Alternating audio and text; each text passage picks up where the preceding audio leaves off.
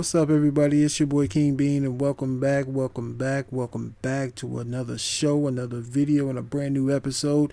And welcome back to Jaguars Talk. This is number 3. And yo, the Jags did win. The Jags win, baby.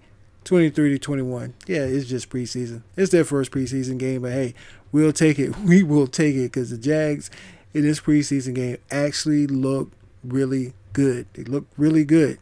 But again, it's just preseason. Trust me, if you're not a Jags fan, like I am, and there's more rabid Jags fans than I am, usually in the preseason they look pretty terrible. This team actually looked pretty good. But I just want to give you my thoughts on the game, just a little post-game wrap-up real quick. Just a quick caveat. I did not watch too much of the second half because there's going to be a bunch of guys that's not going to make the team that I believe, and they're just out there playing football. It is what it is. You know, it's typical for any preseason game. That always usually happens. So that's just not with the Jags. That happens with every NFL team, and I'm not really interested in watching bad football. Okay? But I did watch the first half, and I watched it several times.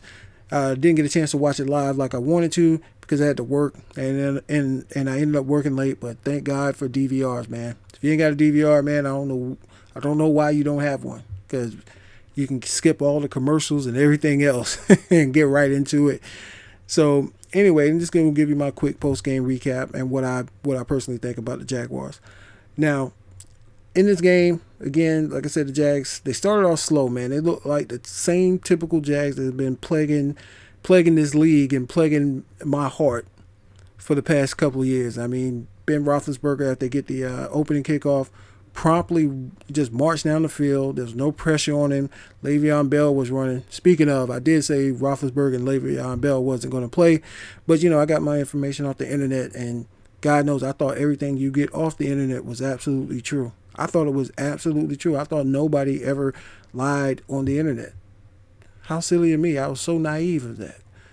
Well, anyway, they promptly go down the field. There's no pressure. The guy, Le'Veon Bell, was running pretty hard. They opened up big holes for him. But again, I'm going to say that with a little caveat, the fact that the Jacksonville Jaguars didn't have their projected starting 4 at defensive line playing. So, with Senderick Marks, Clemens, and I forget the other guys. But yeah, Senderick Marks, Clemens, come on up here, Roy Miller, and Gerheart. They didn't play. So, that's kind of that's not a real good measuring stick. But anyway, they still made plays. Ben Roethlisberger still made plays, and they capped it off with a 44-yard bomb from Roethlisberger to Martavius Bryant. And then they promptly went for 2, and they got the 2-point conversion. So they led 8-0 early on. Then of course the Jags, they get the football back, and they go 3 and out. And man, I tell you, man, Julius Thomas catches the football, and guess what? He gets hurt on the first play. It's his first catch in the Jaguars uniform. Well, it's unofficial, but it's official.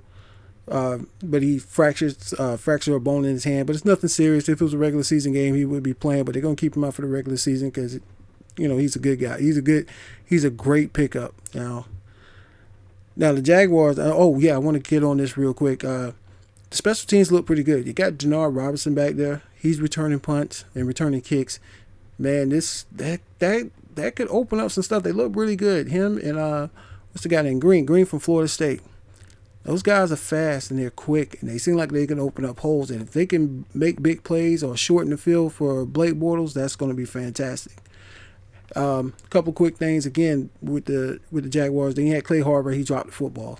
He had a couple of drops in this game, which was kind of, God, man, you cannot drop the football, man. Especially if you want to be a good NFL team, you can't drop the football. The Jaguars are not good enough to have drops, and you can't have drops. And I'm just going to chalk this up as to opening night jitters. But this is something that's got to be nipped in the bud early on, and this cannot happen. This cannot happen for the Jaguar season. This cannot happen, especially when you have momentum going down the field. You got a second-year quarterback who's looking really good, looking like he's going to be a top quarterback in this league. And you can't kill the momentum of your drives by dropping football. Now, Clay Harbor dropped a couple footballs, but he did come back around. He did catch a touchdown late in the first half from Chad Henne. But now going back to some of the stuff that happened in the game, when the Jags did punt the football after they went there 3 and out, the Steelers did get it. I think they maybe ran 3, 4, maybe 5 plays, then they had to punt again. The next drive, Blake Bortles, I mean, God, he looked so good. The offensive line, that's what I was more proud of, was the offensive line actually protecting Blake Bortles. I think he did end up getting sacked. He only got sacked once. And but he was moving the football. I mean, moved it, hitting his check down. And, another player that played really well early on is Toby Gerheart. You can tell that he's healthy. He hit the hole hard. Now, I said in my previous video, like last year, I guess because due to his injury, he could see that hole, but he couldn't get there. He was getting to that hole, and he was hitting it hard. And, of course, having some competition there with Denard Robinson fighting for a running back spot, and also T.J. Yeldon, although he didn't play because he hurt his hand in a scrimmage that the Jags had last Friday night. But Toby Gerheart looks good, and still I want to see him in short yardage situation because I think that guy, he's got a motor on him. He's going to hit the right hole. He's going to make the right play. That's what he's going to do. And hopefully he can hit a home run every once in a while, but he's going to make the right play. But Bernard Pearson, that's another one. Oh, my. Did I say Pearson? I meant Pierce. Bernard Pierce, guy came out of Baltimore. He's another solid running back. He did drop a football pass today. He did drop a football on a pass play early in the game, but he made a beautiful hurdle, man. Did you see that hurdle? I hope y'all saw that hurdle.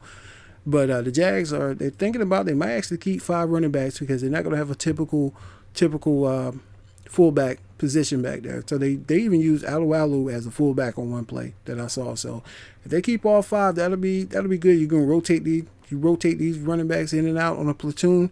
You'll keep everybody fresh back there. So I think that could work out. But again, Blake Bortles looked really good. He's looking like an NFL quarterback. His second year, like he's got better command under Greg Olsen in his offense. Now he says in his interviews, now he knows what to do, and he really likes this playbook that they're running. And so hopefully this could be the starting point where the Jags start turning around this franchise and start playing better. But again, it's just preseason. It's just the first game. So we can't get too hype over this. Because it's going to be a good test next week when they go up against the New York Giants. Now, they're going to play against the Giants up in New York. And you're going against some top flight wide receivers with Victor Cruz making his comeback. I'm not sure if he's going to play or not. There's probably going to be more information on that next week. But, Beckam is playing. And then you get, of course, Eli Manning. He's going to be playing. They're on their new offensive coordinator. I don't know his name right now. But they're trying out a new offense. Hopefully that's supposed to help the Giants, but hopefully not against the Jags next week. It'd be good to see Tom Coughlin and those guys. I'm not flying to New York to see him, but it'd be good to see him on the sideline or what have you. So hopefully the Jags next week, they get in there and see a little bit more to start, see them play a little bit more. I'm really looking forward to week 3. That's the real dress rehearsal for everybody in the preseason. Kind of going to see how far Blake Bortles has really come, how far that offensive line has come. And it's going to kind of round in the shape of who's going to be the starters. And again, man, hope the Jags just keep building. We don't want any injuries. Don't worry about the wins and losses in this preseason. Just want to know how you just really want, when you watch these football games, you want to see how well they're playing, how well they're executing. Okay? That's the biggest key to this preseason. And no injuries. God, no injuries, man. Cross your fingers. Do whatever you got to do to make sure the Jacksonville Jaguars have no injury. That goes from every fan that's out there. We won't need any kind of injuries. It's going to the season fresh. It's a good start to the season. And happy football. Happy New Year. Everybody's excited about it, but the Jags do win. And shout out to the Jacksonville Jaguar fans and the Jaguars Nation. So it's your boy King Bean. Just a quick video. Just something real quick. Nothing too deep. I'm getting ready to put up some video game videos in a minute. But I'll holler at you dudes later. But before I go, man, let me think. I'm sorry. My apologies. Let me read what you think. Share your comments down below in the comment section. Tell me what your read is on the game. Tell me what you think is going to happen next week. I would love to read your comments. I would love to hear your perspective on the games. And again, Jaguars win 23-21 over the Pittsburgh Steelers. It's your boy King Bean, and I'm about to sign out. I'll holler at you dudes later, man. One love. Peace.